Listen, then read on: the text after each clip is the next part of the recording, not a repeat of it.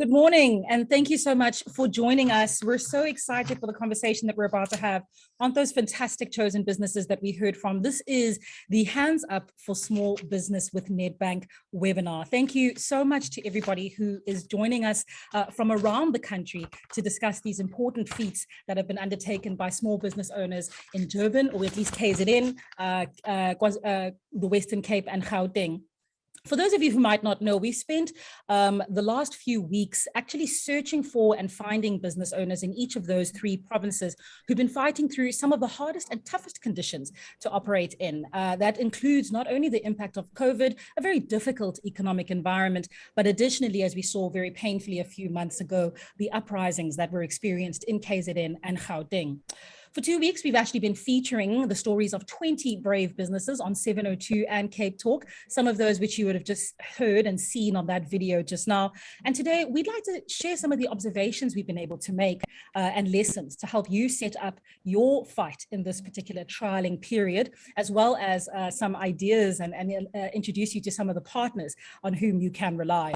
We've heard stories from canteen management businesses, a royal winemaker, a wildlife rehabilitation facility, which was the one you just heard, a bistro, and so many others in a range of sectors. This hour-long event is actually designed for us to equip you with the lessons that have been learned from all of those 20, as well as the expertise of my guests who join me today. Over the last few years, Nedbank has been in partnership with 702 and Cape Talk, displaying their commitment to the small business sector in South Africa. But this year, as I say, was particularly different. On the Monday we launched, South Africa was hit by the looting and violence in KZN and Gauteng, and we realized we needed to take a moment and use that all frustrating word we've used too much for the past 2 years, pivot away from the circumstances that were facing us at this particular time. So this year we're featuring not only businesses in Gauteng and the Western Cape, but also including those from KZN. And we must give a big thanks to the Durban Chamber of Commerce for their support in allowing us to find and I suppose source these chosen businesses to bring forward. So the theme for 2021 is based on sharing examples of those winning strategies that have been put into place and into practice in Gauteng, Western Cape and KZN, as well as to learn from the challenges and how we were able to respond to them. And so it is with great pleasure that we welcome you all who are watching from all over South Africa, small business owners and those who are hopefully wanting to become small business owners, to today's Hands Up for Small Business with Nedbank seminar. On the panel today, I'm so excited to introduce three fantastic, insightful members. First and foremost, Modise, no stranger to any of our 20 business owners, who happens to be the business growth expert for Hands Up for Small Business with Nedbank and the founder of Furaha. Matsi is a business growth expert and an entrepreneur herself, who has founded her own ventures and sits on a number of boards, bringing a wealth of experience with respect to her guidance of our finalists, and has been an invaluable asset to this entire program, both in the selection and adjudication process, as well as being an ongoing point of contact and mentor to these companies and business owners. Matsi, welcome. Thank you so much for joining us this morning. Thank you, Refilwe. Always exciting. I think the intro videos were just so heartwarming, and I just felt so happy to be part of this amazing campaign and how we've been able to impact and change some of the businesses. So I'm quite excited, and thank you very much. Likewise. Also joining us this morning is Govender. She is the head of new business development and sales support for Nedbank Small Business and Professional Banking. Nedbank has been sponsoring this small business campaign with 702 and Nedbank and Cape Talk for years. And so we're so grateful to have them represented today. Good morning, Grace. Good morning. Hope you can hear me. Clearly, loud and clear, thankfully. Fantastic. Good morning, everybody. Lovely to be here. Thank you. So great to have you. And of course, as we mentioned, introducing KZN meant we also wanted to find a partner who could really point out the small business participants in the economy who've battled through the uprisings over the the consequences of the uprisings over the last few months.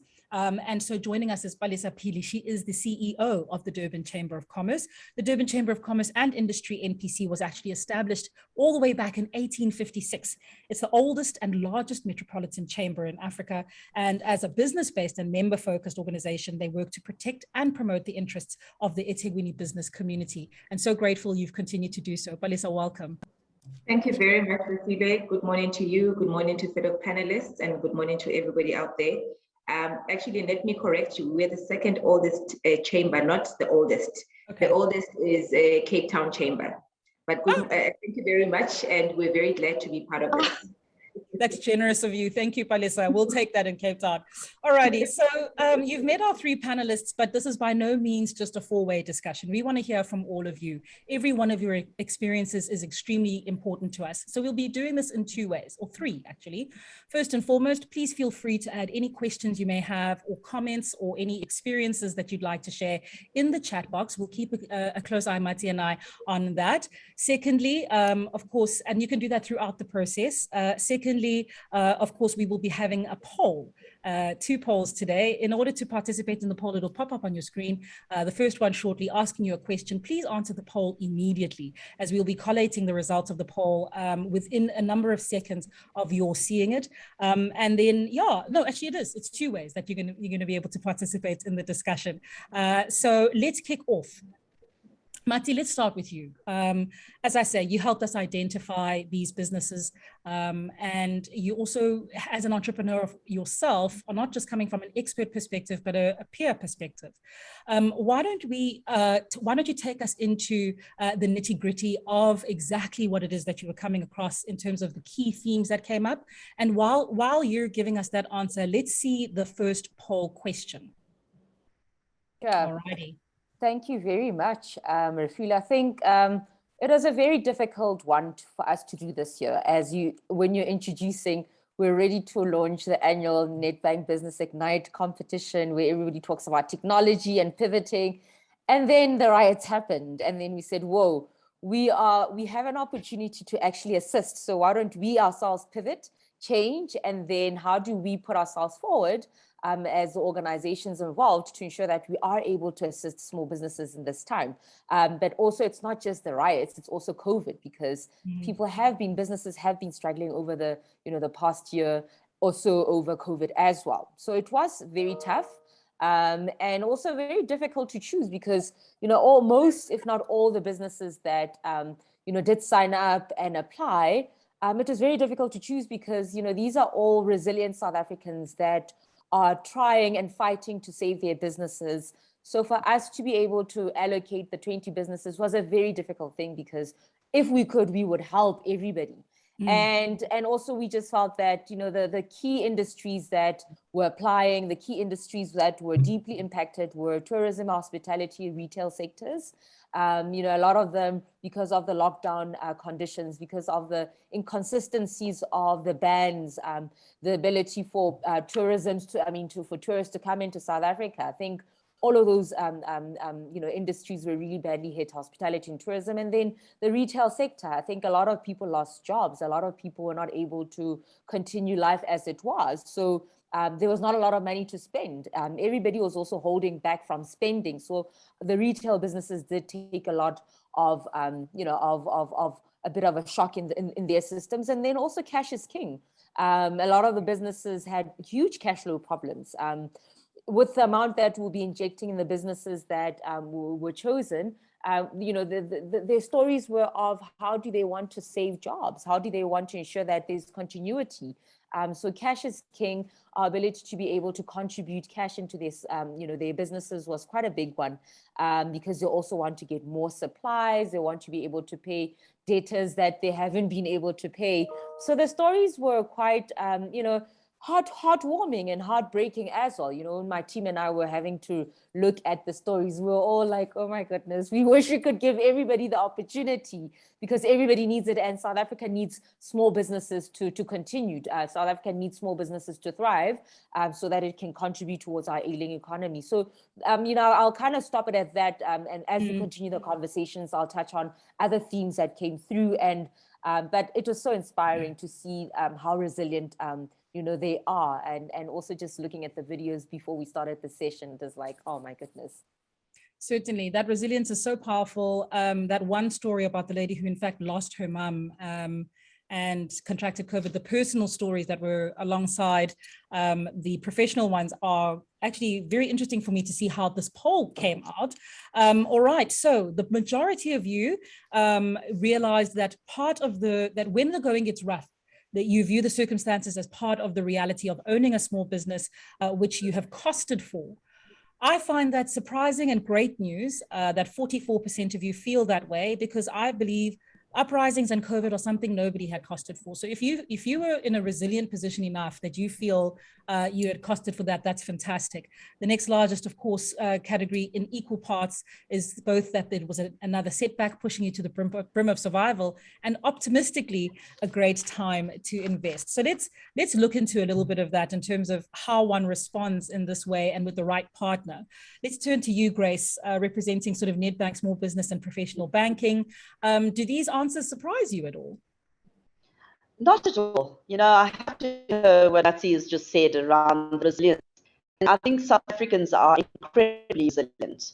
And, therefore, I'm not surprised by that, Refilwe, not at all. I see it every day in my job and in my environment. I see small businesses stepping up. I see people equipping themselves, upskilling themselves, and really staying motivated in a time that is so incredibly difficult. So I'm not surprised at all. And I think, now that it's summer, I'm hoping the recovery is faster. So it all contributes. Thank you. Indeed. So tell us, how does a partner like yourself, a bank, a small business financier, actually operate when disaster strikes in this way? Yeah.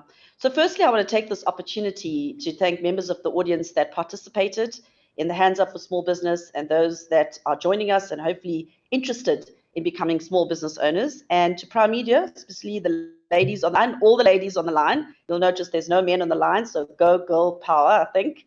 So that is fantastic. So I just want to say a big thank you. So yeah, I think, when we look at the pandemic and the impact that the pandemic has had, including the recent, unrest that we've seen in parts of the country, it has been almost devastating for many small businesses. But whilst I say that, it's nothing like a crisis to bring people together.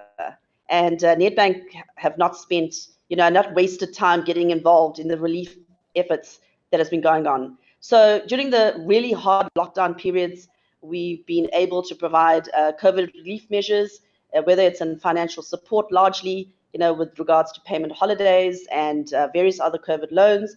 And we also were able to reach out to external stakeholders and collaborate, like the SAFT, the South African Futures Trust, to support the businesses. But I think what was really important at the time was the ability to stay connected with our small community and our clients. And we felt that was so important. So we accelerated various touch points, whether it's through accelerated engagement with our frontline, or whether it's through social media, and webinars such as this. It's become the norm in our world in order to engage and reach out to small business communities. We also launched various educational videos. So it's been we were incredibly blessed to see how people responded to all of this, and we were just glad that we were able to support. And the big reasons around trying to do this and stay connected with our clients is because the needs of our clients started to evolve. So it was important that we reach out, and we proactively reached out to support small businesses during this environment. The other aspect that we've seen accelerate is our levels of innovation. It's been phenomenal. And considering, how we've had to live and how we've had to operate during the lockdown periods, and now, the digital platforms and the enhancements on our digital platforms became more and more important. We've enhanced functionality on our app and online banking facilities to create more secure and seamless payments processes. And recently we had the opportunity to land our money tracker, which is free, by the way. It's online, and our money app capability. And it is to provide our small business communities and small business owners, less complex businesses, to be able to track their income and expenditure, generate receipts, keep reports, and it's free. It's on there and it can be used. And these, time and money is the biggest aspects of a small business owner's life. And if we can save a bit of that for them, then it's wonderful. The That's other brilliant. piece that's become quite important is we've seen a growth in businesses starting, which is fantastic. Refilwe, can you hear me? I'm checking. I'm hearing you. You're breaking up just a little bit, but you do come back clearly for longer periods of time, which is the only reason I haven't interrupted. Yeah. Thank you. Sorry about that. You know, and is the introduction of our startups. So with many individuals entering into the business and starting up business, we recognize the costs to starting up a business. Our startup bundle offering offers business owners the ability to take up an offering that offers them free service fee account fees for 6 months with 20 digital transactions that are free and much more, including the ability to have a dedicated relationship banker that helps you supports you and provides you with the required advice during this time, which is much needed. The other aspect that comes clearly forward is the leveraging of our Beyond benefits, which has actually been amazing. Like the Simply Biz platform, which has been phenomenal. It's a free digital platform that business owners can join, registration free as well, access to free advertising, but joining a community of like-minded people that can provide you with learnings and support during this very difficult time. The other being our essential guides for small businesses. It's an absolute must. It's an A to Z when starting up a business, providing you with the tips and tools to run your daily operations, understanding financial reports, and so much more. So, you know, just a very high level of what we've been able to provide.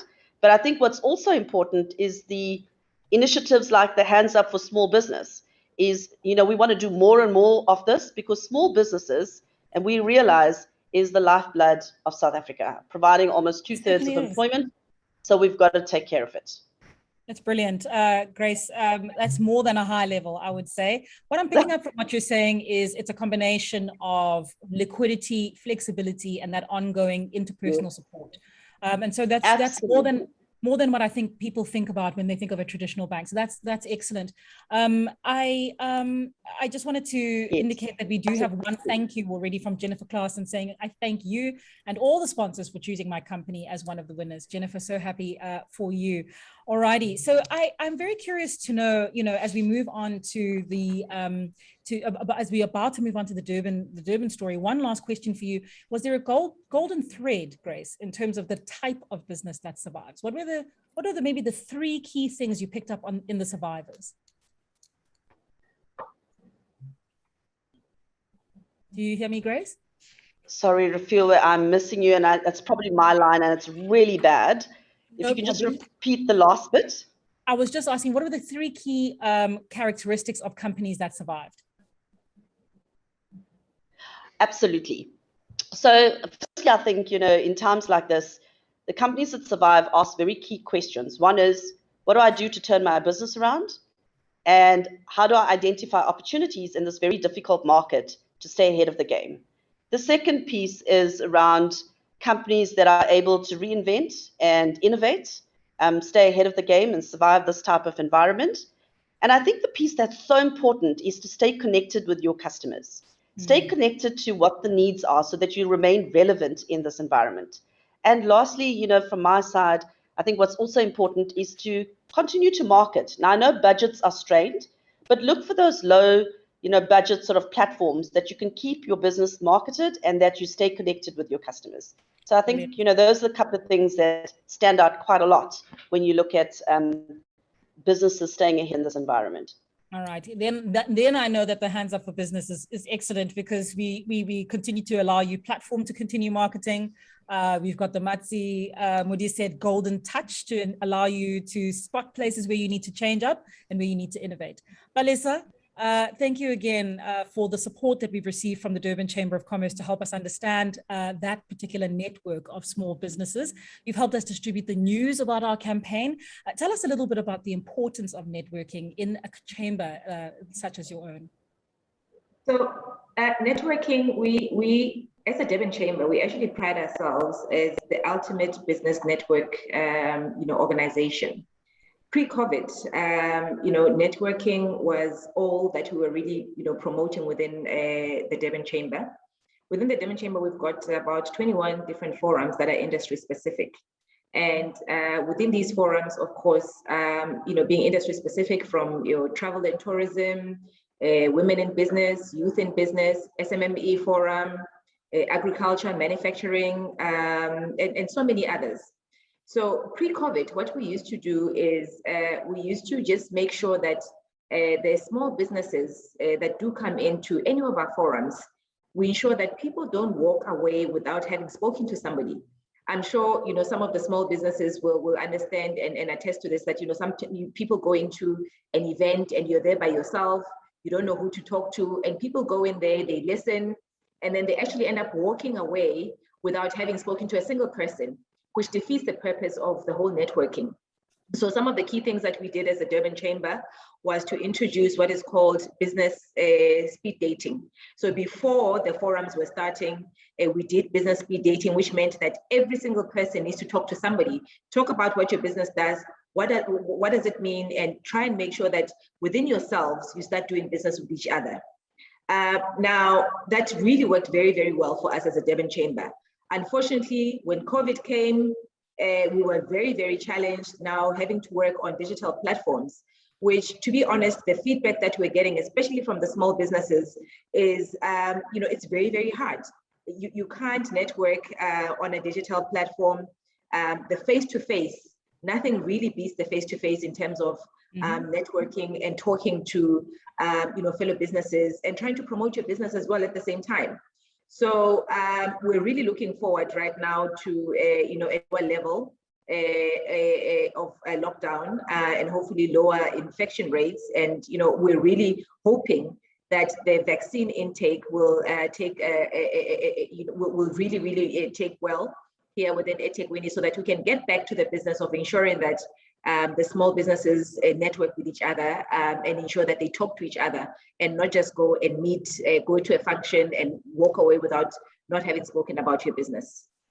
So, Palesa, quality FaceTime is so critical, which has been difficult for us to engage in. As we see, we're all digital at this particular time, and it's even enhanced in a time of crisis. How did you first hear about the looting, and how were you able to troubleshoot through, as you might have heard from various businesses? I say this in the context of course, the small businesses, but naturally as a chamber, must have been large businesses that you were able to draw on to support them as well. Absolutely. So basically, it was a Thursday where some of our members sent us, Thursday after the incarceration of the former president, where some of our members started sending us voice notes, that were threatening in terms of, what is possibly going to be coming. And of course, those voice notes, we did send them to law enforcement, agencies to make them aware, to say, it looks like this is what's happening. They were anticipating something would have happened, but not at this magnitude that unfortunately it did happen. And Friday morning of that particular week, we were woken up, 5 a.m. Some of our big members, were saying now the roads were blocked. I'm sure you would have seen, so they were just blocking roads and just causing unnecessary disruption in terms of movement of people in different areas within our province. So we started reacting to that, working very closely to law enforcement agencies and being on the ground, literally. So then we were able to notify, in fact, the Thursday, our members, to say to them, the Friday morning, sorry, we were able to notify our members and saying, we've received intelligence that we need to all be very, very vigilant, because there's disruptions that people are planning that can possibly affect your business. And of course, if anything happens, make sure that you contact your law enforcement agent. Saturday morning, woke up, things were now really haywire in terms of, trucks being burned. And from Saturday morning, because this was not really captured in the media, that's when the actual looting started. So the looting went out, from Saturday, and most of our members were contacting us and saying, please, can you assist, escalate to the law enforcement agencies, which is what we did. So we did that. We also created a group of course, big businesses to say, where we were all communicating and, alerting each other, where they're saying, this place is now being attacked, this is happening, how can you assist? So we're really, it was very critical for us to make sure that we continuously work with law enforcement agencies and escalate the matters. Unfortunately, from Saturday afternoon, Saturday evening, as the Durban Chamber, I mean, we had a conversation with the Provincial Commissioner of KwaZulu-Natal. I had a conversation with him, and he said to me, the only way for us to make sure that all this stops is for our province to be declared state of emergency. And we started calling on that as the Durban Chamber, and also making sure that we communicated to the relevant government ministers and MECs to say, and even our premier to say, this is what we want you now to start looking at to make sure that you prevent this disaster from happening and taking forward. I'm sure you saw from Sunday, things just got worse, and it was really, really a very heartbreaking story, I must say. Absolute devastation. And majority of the businesses that were looted and destroyed, the saddest, most painful part for us is it was the small, medium enterprises. And the destruction that took place in the townships was absolutely devastating, because even majority of those businesses don't have insurance. And it was people's life savings that they put together to start these businesses. Now somebody has come in and destroyed them, and majority of them is, the African business owners, and not necessarily, the message that was being taken across in terms of the whole destruction and why it's being done. So it was very, very painful and devastating, and the loss of jobs, the loss of opportunities and growth for economy is absolutely devastating. So yeah, that was our journey, and we're now in the process of rebuild. And we're so glad for that. Palesa, really what I'm taking away from your testimony about that time is the power of the lobbying scale of a chamber like the Durban Chamber of Commerce to be able to get out to provincial leadership, national leadership in some cases, which if I were a small business owner, I probably would not have that access to say, look, I need that state of emergency, or to lobby law enforcement to get in place, because of course there were flare-ups all over the province. I'll never forget that morning. We were on air. It was halfway through the show. And on the TV screens, you saw that Checkers hyper on the highway near, I think, Claremont, or that was set alight. This is my hometown, by the way. So it was like, oh my God. And we saw the flames, and immediately got the editor of The Witness on the air, explaining what was on the go. And it was a time of reporting we don't know at the time. And so being able to clear that uncertainty is, certainty is the best thing for a business to run. So being able to clear that uncertainty as quickly as possible is such a massive support to those small businesses at the time. Is there any feedback that you may have of the rebuild so far from any of your members? How are things looking for them at this time?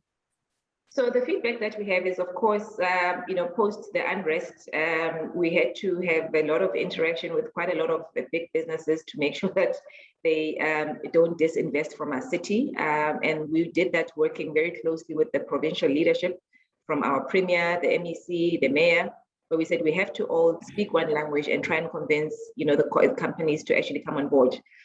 There was a very positive sentiment from the big businesses in terms of commitment to rebuild.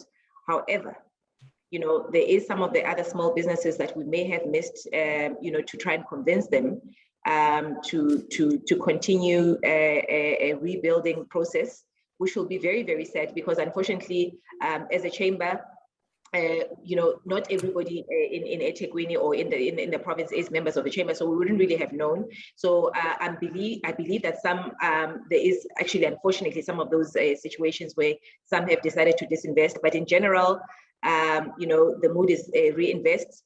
The challenges that we're having is that some of the insurance claims have not been paid, and we're still having quite a lot of businesses that are not operational right now. If you come to our city and drive around,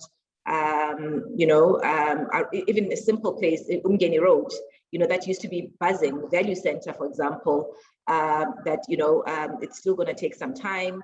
You go to the Kwamashu, a shopping center, which the developer said it could take up to 18 months to be able to, to rebuild it, which is very, very unfortunate and very, very sad.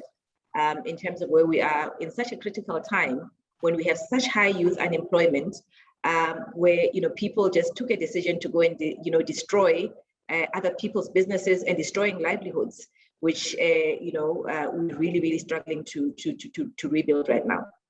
Palesa, to the point that you made that not everybody's a member, we've actually just gotten one question for you here from Sharon Candida, who says, apologies, I've joined late. We're keen to join the Durban Chamber of Commerce. Who do we get in touch with, or should we simply check out the website? And she goes on to say, great info and session so far. Thank you. Thank you, Sharon. Palesa, what's the best way to get in touch with the chamber? Thank you very much. So our website is also very interactive. You're welcome to go to our website and be able to join there, or alternatively, you can call the Durban Chamber offices on 031 335 1000, and they will direct you to one of our membership consultants. Thank you so much. All right, Matsi, let's actually now, I want to bring everybody else in who's watching us at this time. Thank you so much, Palesa Phili. So we're speaking about people's experiences in the Durban Chamber of Commerce. I'd like to hear from all of you small business owners who are watching us at this particular time. Won't you please participate in this next poll and tell us your experience in trying to recover? So we'll get the questions up shortly. Matsi, I'm sure these are familiar stories that you heard coming from Palesa. So as a small business owner, the question goes, do you think you will be able to rehire your employees? The answers are yes, we have already, hoping to yes, but haven't yet been able to. No, we will never recover, or it's unclear at this stage. Please go ahead and vote right away. Matsi, your thoughts? Just listening to what Palesa had to say, blindsided by, events of Thursday, Friday, Saturday, Sunday, 4 days. No business model could prepare you for that. No, correct. It's just part of the journey, right? The shocks in the system, the rubble on the road that you have to overcome. And also, I think before I answer that, I want to reflect on the question that you asked, Grace, regarding what kind of businesses are the ones that are actually making something of the situation, the ones that are actually moving towards growing. And I think for me, it's businesses that are not scared to ask, that are not scared to get themselves out there and come forward and say, putting my hands up, I need help, I need assistance. Could you guide me on this and that? And being in the ecosystem, working a lot with small businesses, I was always inspired by companies that were not shy to say, well, if I don't get this kind of assistance, I'm not going to be in business. My family is going to struggle and suffer. My children are going to be able to go to school. So, people are more able to engage with those who are honest about their situations. And then also seeing businesses that were not scared of going the extra mile because they have nothing to lose by asking, by engaging, by seeking, and also by trying different things. So I think times like these require for us to not to be comfortable with where things are or go back and cry about it. It's what are you going to do about it? And also in the normal course of business, you do come across, obviously, what we've been experiencing, a global pandemic, it's quite extreme. What we experienced, in July was also quite extreme. The riots were quite extreme. So these are like extreme shocks that you now as a business owner have to do extreme things in order to stay relevant, be able to adjust to what's going, be able to be understanding to what your clientele is experiencing, and perhaps be able to pivot according to what they need. And yeah, I think it is possible. You just have to find a way. You just have to navigate through the challenges that you're going through. And I always say, even without the pandemics and the riots or any other extreme shocks in the system, I always say I have 1 month to figure this out instead of being depressed. It's like, Matsi, you have until the end of the month to figure out how your business will continue, how you'll be able to pay your salary. So use that time wisely. Don't get stuck in the misery of what's going on around you. Find solutions. Yeah, to Palesa's point a little earlier, and I love what you're talking about, external shocks and not being bogged down by them. It's quite a unique thing in South Africa, but not unique to KZN in the riots, insofar as protest is the 12th South African language. There's always some kind of a business disruption. We see it with our business owners in the Western Cape. Supply chains get interrupted, stock can get vandalized, delivery times are pushed back. What are your thoughts in terms of the effect of that in your experience in the Hands Up for Small Business campaign with Nedbank, how those businesses have responded to those massive external shocks? Yes, they've had to pivot. We look at, we actually had to, I think just highlighted some of the business like travel bike tours, they had to pivot. And they had to focus now on a local market because international tourists are not necessarily coming through. It's difficult for them. We're still on the red list for the UK. So we're not going to see tourism picking up anytime soon. But they were able to pivot and say, how do we now service a market which we didn't service entirely? And it's an opportunity for going forward. Perhaps we could also be focusing on the localized market. We also look at companies like Bayeda Wines that had to quickly migrate online. You know, an online store was something that they probably thought about, but now they had to do it. Otherwise, their stock was not going to move. And then also Rashika, you know, founded an entirely new business model from what she had. So these kind of triggers are not great, but then also can inspire you. They can really inspire you to do more, to do better, and to do things differently.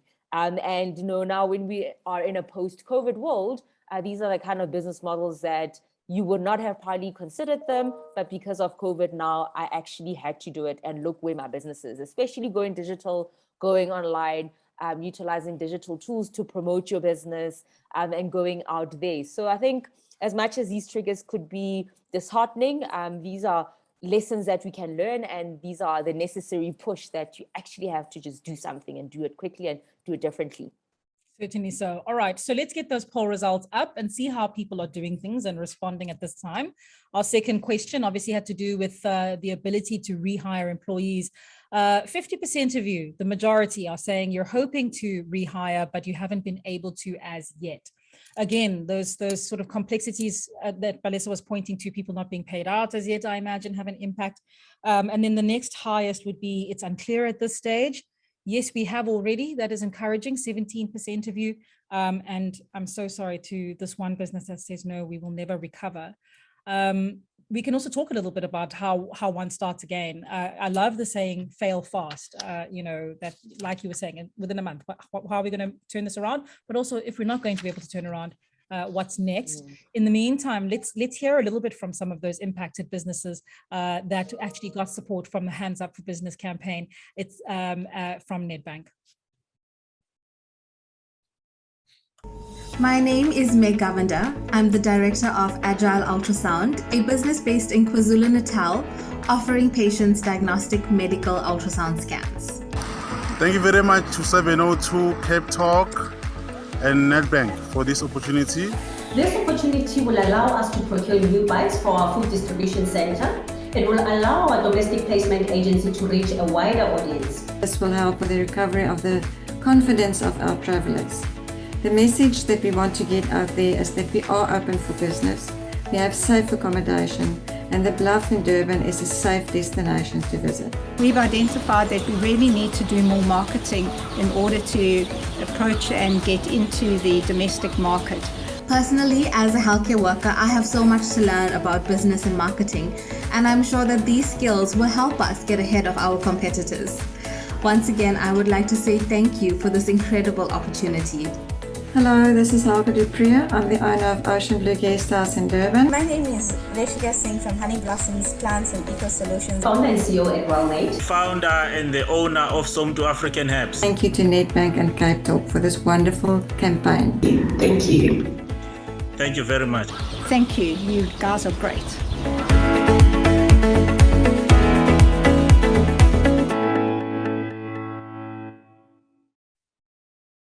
Oh, that was fantastic. In large part because I've actually interviewed a number of those in the campaign of those business owners. It's lovely to see their faces and see their businesses in the background and that they're thriving. Ocean Blue Guest House, you know, the recovery space in the wilderness.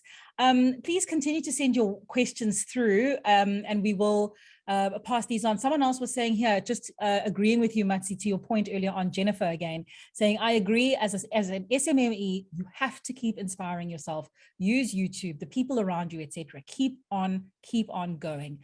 Somebody else saying, we are doing our best to solve the employment crisis in South Africa, despite the challenges we face. Thank you, Nedbank, Furaha, and 702 for this opportunity. Thank you for seeing our hands. This is fantastic. And then someone else saying, Mandy Freeman saying, likewise, we feel nice to see the faces behind the voices. Certainly so. So Matsi, let's talk a little bit about the various sectors and how they're performing, you know, post these external shocks and what your takeaways were from those. mute. I'm on mute. No, the sectors that were challenged are tourism, hospitality, the retail sectors for the obvious reasons. The riots were really also not assisting. And then also just the general condition of COVID and the inability for consumers to travel, to consume alcohol. So those were extreme shocks. The businesses that have really picked up are those in the digital space, because now everybody's migrating digitally. And so whether it's digital security, whether it is digital marketing, digital client interfaces, consulting. So those, if you had been struggling to be an entrepreneur in the technology space, now is really your time. And so I would also encourage businesses that were not necessarily impacted by COVID or the riots to consider going digital, because that's where everything is going. Whether it's presenting yourself and your business digitally, having digital systems, operational systems. I think if I had to look at our business, everything is quite digital. How we communicate, we have Trello boards, we have Google folders.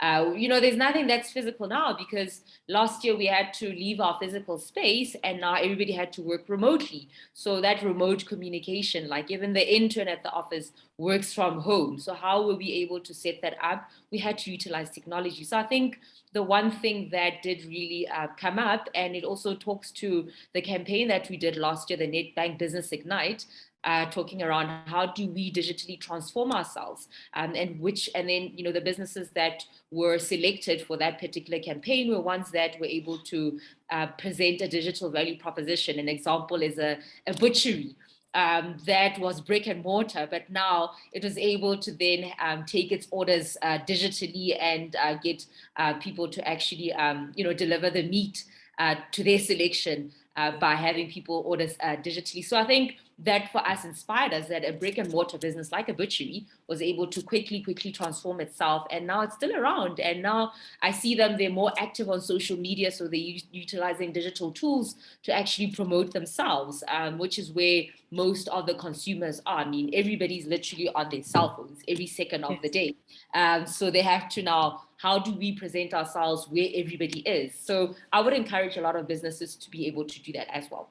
Sounds like a great opportunity, that Matsi, insofar as what Grace indicated was one of the 3 characteristics of companies that survived was those that didn't stop marketing.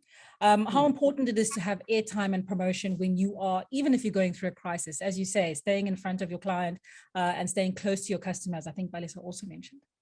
No, very, very important. It's important to stay relevant as well. I think I look at platforms like Facebook, instead of sitting on Facebook and Instagram and Twitter, tweeting about random stuff and random people, why don't you utilize that audience to promote yourself? Because people are interested, and also knowing what is the etiquette, what can I share, what can I not share? That on its own is a new learning for yourself, because this is a new era of different ways of doing business. So, and people are monetizing that, being able to teach businesses how to present themselves, their value proposition.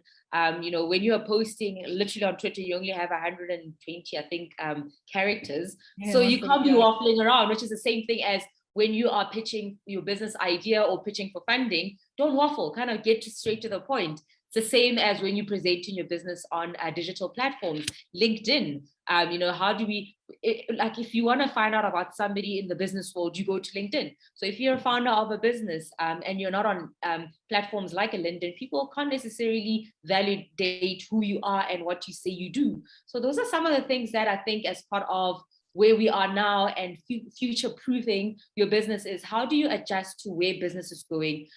Even though you're old, I think, I had to convince my mother to start a Facebook page the other day, but now she's on Facebook, she makes a lot of herbal things. And so now she's kind of presenting the whole thing of holistic living and stuff on Facebook. And now she has a following and people that would now buy into what she's selling.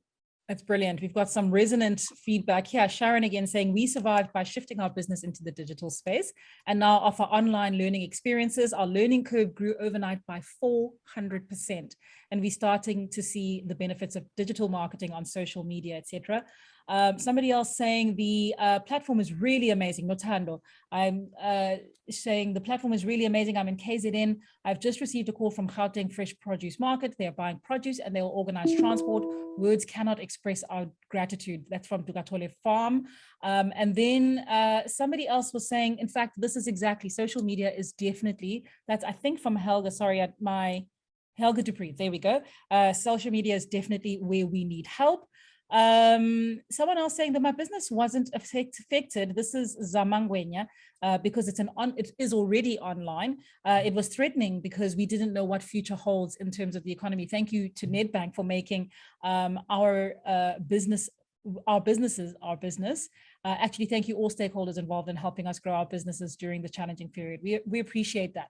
And then finally, Ntabi saying again, Tefo, thank you. I can see the name fully now. We offer virtual team building cooking classes to corporate businesses to reconnect and align employees. So how awesome is that? Stepping into the fray, not just in terms of digitizing your own business, but in terms of supporting other companies trying to digitize. So Matsi, I want to ask you a question. There's another point that you made right at the top of your sort of building out the meat of this part of the discussion, which was cash is king. You know, in a digital world, one would be tempted to start a working capital cycle that maybe can delay. And so it's interesting that such a principle from analog face-to-face business carries through into the digital world. How does that happen?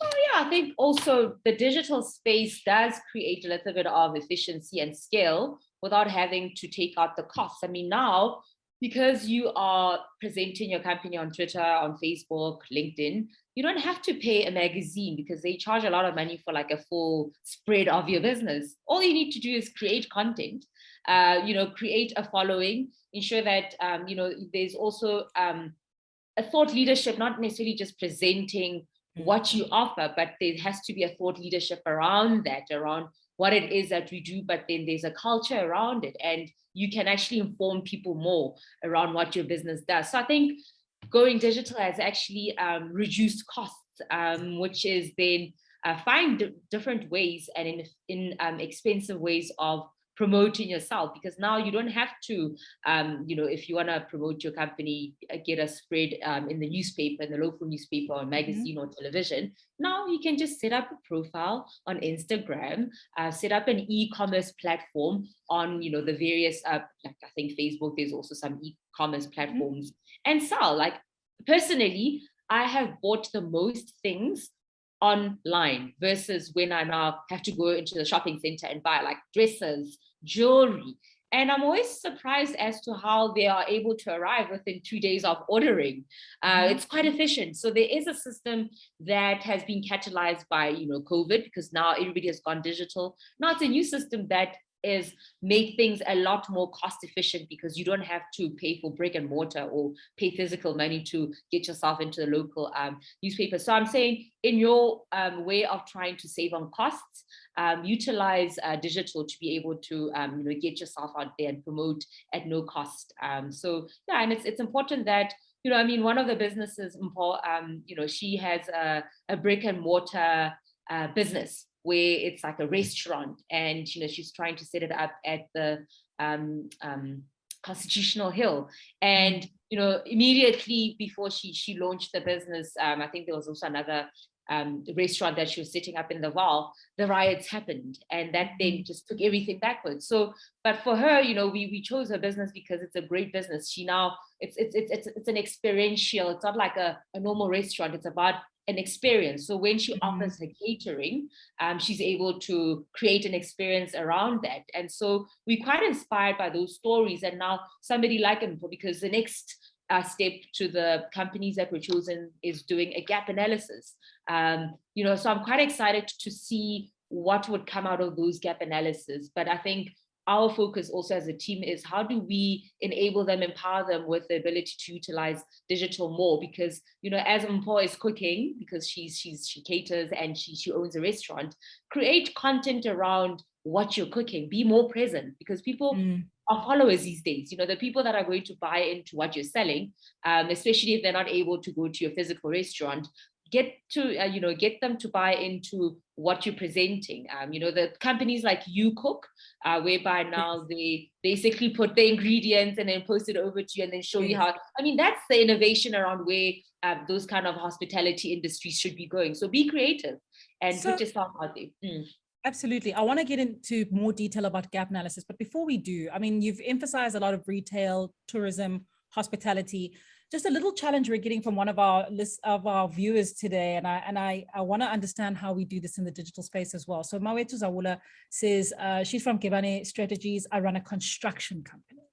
I sort of don't need funding per se. She says what I need is exposure, traction for people to know that this is who we are and what we do. Any advice there? Because it's not like picking up trinkets. It's not pretty. Bricks and construction is not easy. What would you advise in that circumstance? I would say the power of networks. And I'm glad that Palesa is here, because the reason why you should join a chamber of commerce or various networks that exist is because you're getting yourself out there. You have to, your net worth is your network. So as much as we focus on our businesses per se, how are people going to know about us if we're not necessarily plugged into a network that focuses on business? So I think figure out within your environment which are the chambers of commerces, because they are here to help you get there. They are here to create environments where you can meet more people that could connect you to your next deal, that could give you inputs and advice around perhaps you should start sourcing your material here because I've got a good deal there. So as business owners, we should be plugging ourselves into networks and environments where its focus is pure business and facilitating business. So I would say I would strongly encourage you to look at chambers of commerces that depending on where you are in the country. But then also I run an organization called Modise, which is like-minded entrepreneurs, and we're constantly sharing opportunities on our platforms, on our social media platforms. People are looking to accelerate you, incubate you. These companies, these banks are funding you. So kind of also just plug yourself in digitally, because there's a lot of information out there. People are constantly sharing that information. Nomsa Matapuli has a contribution here saying digital is definitely the way to go. We had to offer lab in a box, which means sending material to homes rather than in person. And we are looking at partnership with online schools. Schools, organizations such as just corporations, what role do they have to play? Sort of institutions that are established more so than small business? Yeah. No, brilliant. I think that's more a comment. Hey, yes. Yeah, but I'm going on to ask, in addition to schools, which Nomsa is mentioning, what role do institutions like schools and corporations have to play in the small business ecosystem? Sure. I think it's one of those, you know about entrepreneurship when you're now finishing varsity, because I think in third year, I did, it was like a 6-month course on entrepreneurship. And after varsity, I looked for a job. I only lasted there for 2 years. And my only option was to be an entrepreneur post that. So I think it's something that we need to start introducing at the formative stages, like in primary school. I remember in primary school, we're giving a project where we had to create something, sell it to your other school members. And I used to sell muffins. So a lot of girls that know me from high school call me the muffin girl, because I'd have this cute little basket, freshly baked chocolate chip muffins, and they would sell even before break time. So I think those elements of teaching you to create something, selling it, running around, asking people to pay you back, it teaches you the principles of. So let's start getting the notion of entrepreneurship in the formative stages, not when now you don't have a job and now you need to do something about it. So there's a lot that we can do in our education system to start entrepreneurial thinking. So Thabo Mokoena is saying, I agree that we need to transform business to digital platform. However, there are challenges that come with being on the digital platform. The costs of marketing the online business. It's very expensive with Google ads, search engine optimization. One of the biggest challenges is education to the customers, their expectation with the turnaround time or delivery time as compared to going to the physical shop. Great call. They don't calculate the convenience of buying online versus going to the shop. They expect everything to be the same. I'm operating an automotive and solar battery shop. I come across clients who are not well informed with buying online and their expectations are not normal. I think this is a really interesting insight that Thabo is giving us. Only 1% of retail in South Africa happens to be online, even if it's growing very fast. And of course, we are so used to touching and feeling, and usually that education process would happen face to face. And we've got these logistical quagmires, right? So we don't have fast, not everybody can do same day shipping if you're not scaled and the size that Thabo was describing. How do we approach those challenges? It's more about being patient with the consumer, and also different generations. Because I mean, from what Thabo is saying, he is in the battery shop, automotive and solar battery shops. Batteries. So traditionally, those are like a much more older consumer, right? That probably, like, I had to educate my mom around, going digital, and so they're not necessarily used to shopping online. There's a trust factor as well, because there are horror stories of how people are scamming you online.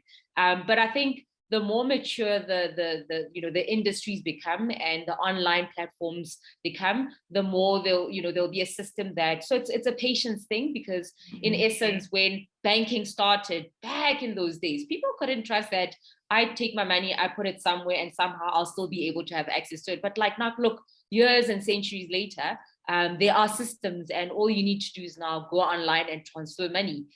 So it's just, I think it's a timing thing, and consumers and also businesses will have to, but we have to start now looking into these things. Otherwise, it's going to miss us, and otherwise we won't be able to benefit from the scale and the convenience that it does offer us.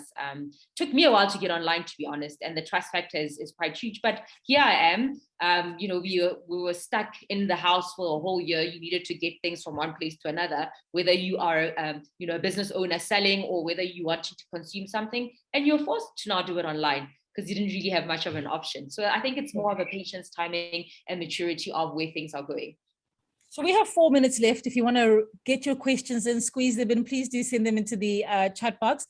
Thabo, I did really appreciate that question insofar as, batteries, there's a level of expertise you need to buy a battery versus a dress, right? I need to know, is this the right voltage? And I need to talk to the person who knows best. And I think Matsi's point about patience is one we really need to understand. A huge shout out, says Mark Gory, to all the stakeholders for support and independent review of our business plan.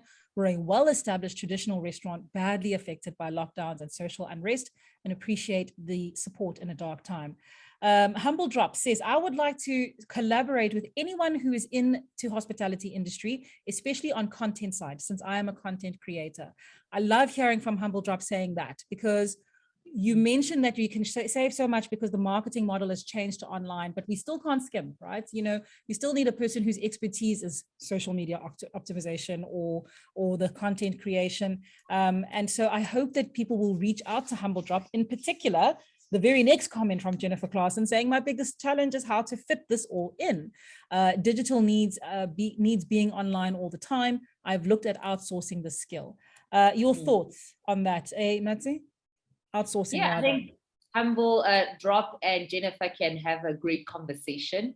And yes, being online, because you are a business owner, you have to attend to the operations of your business. You can't always be like on Instagram and sharing and liking, and but it presents an opportunity to outsource that.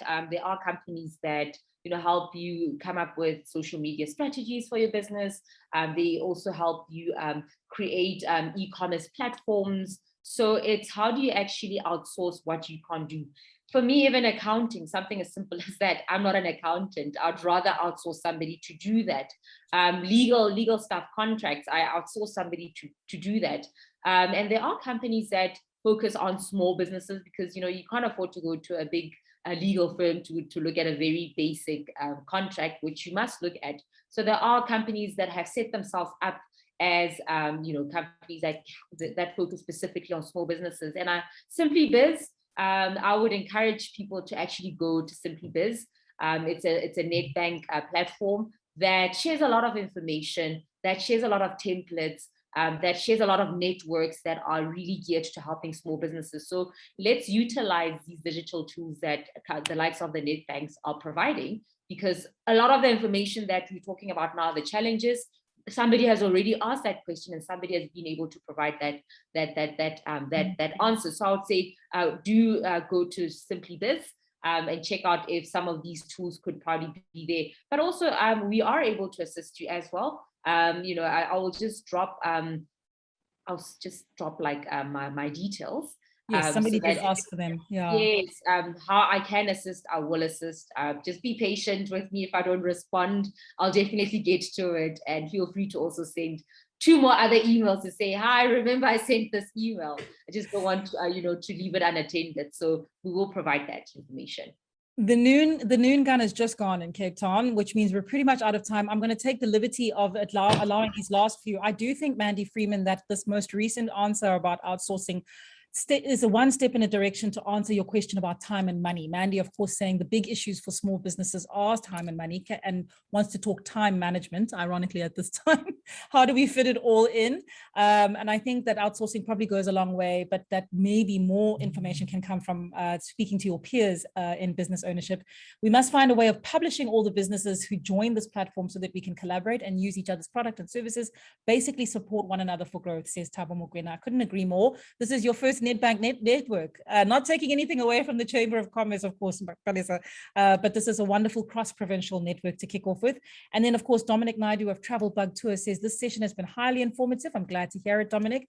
He goes on to say, I will definitely look into joining the Durban Chamber of Commerce. If anyone here would like to collaborate and work together, please contact him on his website on travelbugtours.co.za. And with that, I think, and Matsi is letting us know she is on LinkedIn. See, she follows her own advice. If you'd like to find her, Matsi Modise. And I just want to thank the panel, in particular, Palesa Phili, Grace Govender, Matsi Modise, for being such great guests for us today. I want to thank Nedbank, 702 Cape Talk for this wonderful experience of Hands Up for Small Business with Nedbank, and of course the support of the Durban Chamber of Commerce bringing in a third province to this. Please do visit handsup.co.za for more amazing stories and videos from Hands Up for Small Business, and also to get the recording of this discussion, which I think one of you was asking for. So you'll be able to rewatch all of the conversation today. You didn't even have to take notes. Also remember to keep listening to 702 and Cape Talk over the next few months, because we'll be checking in on all 20 of the businesses that were chosen. Here's to greater collaboration with one another, formulating our own networks proactively, as each of you are doing, like entrepreneurs do, to the support of large businesses like Nedbank, insights from experts like Furaha, and represented by Matsi Modise, and of course, amplifying your voices on 702 and Cape Talk. Thank you, everybody, for joining us today.